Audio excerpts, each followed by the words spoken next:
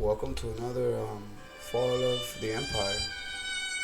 Today we're going to go back in time and we're going to take a look at how things have changed, how we as a people have changed, how we shun on the ideals that we thought were great yesterday. We shun them today. We're in trouble, guys. We're in deep, deep trouble. We're going to go back and check out a conversation between the ex-president Donald Trump and Oprah Winfrey. This was, of course, during the peak of America.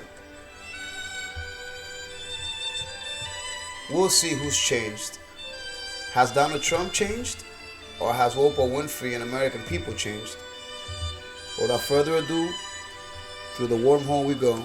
Newspapers last year criticizing U.S. foreign policy. What would you do differently, Donald? I'd make our allies, forgetting about the enemies you can't talk to so easily, I'd make our allies pay their fair share. We're a debtor nation. Something's going to happen over the next number of years with this country because you can't keep going on losing $200 billion, and yet we let Japan come in and dump everything right into our markets and everything. It's not free trade. If you ever go to Japan right now and try to sell something, forget about it, Oprah. Just forget about it. It's almost impossible. They don't have laws against it. They just make it impossible.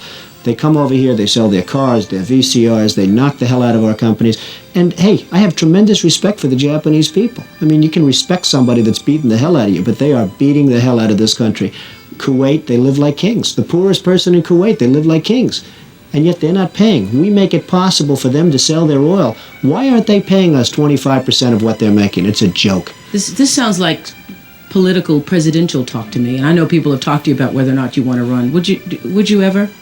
Probably not, but I do get tired of seeing the country ripped off. Why would you not? I just don't think I really have the inclination to do it. I love what I'm doing. I really like it. Also, it doesn't pay as well. No, it doesn't. But, I just probably wouldn't do it, Oprah. I probably wouldn't, but I do get tired of seeing what's happening with this country. And if it got so bad, I would never want to rule it out totally because I really am tired of seeing what's happening with this country, how we're really making other people live like kings and we're not. What do you think of this year's presidential race, the way it's shaping up? Well, it's going to be very interesting. I think that probably George Bush has an advantage in terms of the election. I think that probably people would say that he's got like that little edge in terms of the incumbency, et cetera, et cetera. But I think Jesse Jackson's done himself very proud. I think Michael Dukakis has done one hell of a job. And George Bush has done a hell of a job. They all went in there sort of as semi-underdogs, including George Bush, and they've all come out. I think people that are around all three of those candidates can be very proud of the jobs they've done. You've said, though, that if you did run for president, you believe you'd win. Well, I don't know. I think I'd win. I tell you what, I wouldn't go in to lose. I've never gone in to lose in my life. And if I did decide to do it, I think I'd be inclined. I would say that I would have a hell of a chance of winning because I think people, I don't know how your audience feels, but I think people are tired of seeing the United States ripped off. And I can't promise you everything, but I can tell you one thing. This country would make one hell of a lot of money from those people that for 25 years have taken advantage. It wouldn't be the way it's been, believe me. Who's changed? Was it Oprah or was it Trump?